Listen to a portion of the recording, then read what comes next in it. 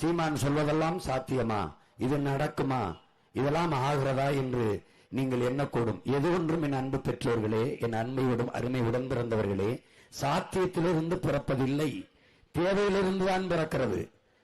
அதனால்தான் demand is the mother of invention என்கிறான். தேவைதான் கண்டுபிடிப்பின் தாய் என்கிறார்கள்.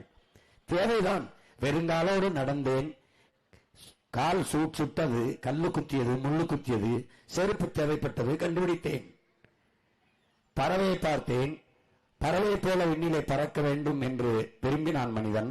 விமானத்தை கண்டுபிடித்தான், விண்ணூர்தியை கண்டுபிடித்தான். தேவை கண்டுபிடித்தது. கடலுக்குள்ளே மிதக்க வேண்டும், கடந்து செல்ல வேண்டும் தொலைதூரத்தை என்று விரும்பினான். கப்பலை கண்டுபிடித்தான், படகை கண்டுபிடித்தான். அப்படித்தான் ஒன்று ஒன்றும் தேவையில்தான். இது சாத்தியமா என்றால் இல்லை.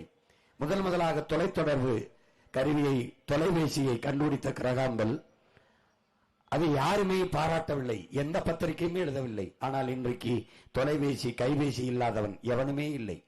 2 கைகளோட வீசி நடப்பதை விட கைபேசியோட வீசி நடப்பவன் தான் இங்கே அதிகம்.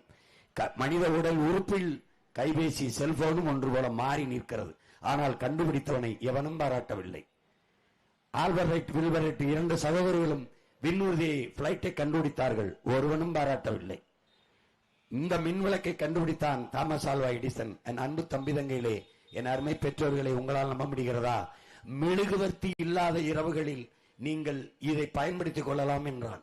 ஆனால் இன்று இந்த விளக்கில்லாத நேரத்தில் தான் நீங்கள் மெழுகுவர்த்தியை பயன்படுத்துகிறீர்கள். எவ்வளவு பெரிய மாறுதல் நடந்திருக்கிறது பாருங்கள். அப்படித்தான் உங்கள் பிள்ளைகள், நாங்கள் எந்த நம்பிக்கையில் நிற்கிறோம்?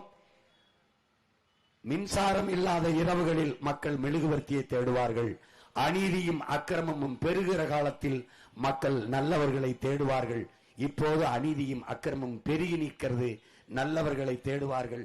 அது உங்கள் பிள்ளைகளை தவிர வேறு யாராக இருக்க முடியும்? வாக்குக்கு காசு கொடுப்பவன் ஏமாற்றுகிறான். நாங்கள் வாக்குக்கு காசு தர மாட்டோம், நல்ல வாழ்க்கையை தருவோம் என்று சொல்லி நிற்கிற இந்த பிள்ளைகளை கவனியுங்கள்.